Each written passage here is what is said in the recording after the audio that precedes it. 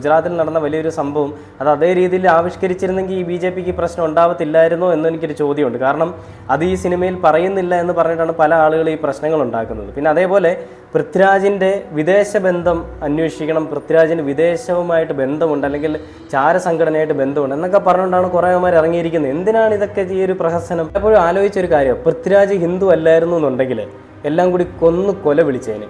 അതൊരു സത്യമായിട്ടുള്ള കാര്യമല്ലേ?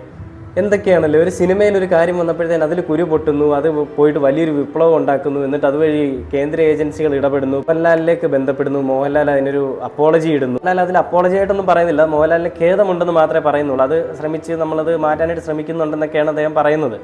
എന്തൊക്കെയാണെങ്കിലും ഒരു സിനിമ വരുമ്പോൾ ആ സിനിമയെ ഏതൊക്കെ രീതിയിൽ തടയിടാൻ ശ്രമിക്കുന്നു എന്നുള്ളതിൻ്റെ ഏറ്റവും ഉദാഹരണമാണ്. നമ്മുടെ നാട്ടിൽ കൊള്ളരുതായ്മകൾ ചൂണ്ടിക്കാണിക്കുന്ന എല്ലാവരെയും അടിച്ചമർത്തും എന്നുള്ളൊരു പ്രധാന കാര്യം തന്നെയാണ് ഈ സിനിമയുടെ കാര്യത്തിൽ വന്നപ്പോഴും. അല്ലെങ്കിൽ റിയൽ ലൈഫിൽ ഇതൊക്കെ നടക്കുന്നുണ്ട്, പലരും അറിയുന്നില്ല. പക്ഷേ ഒരു സിനിമ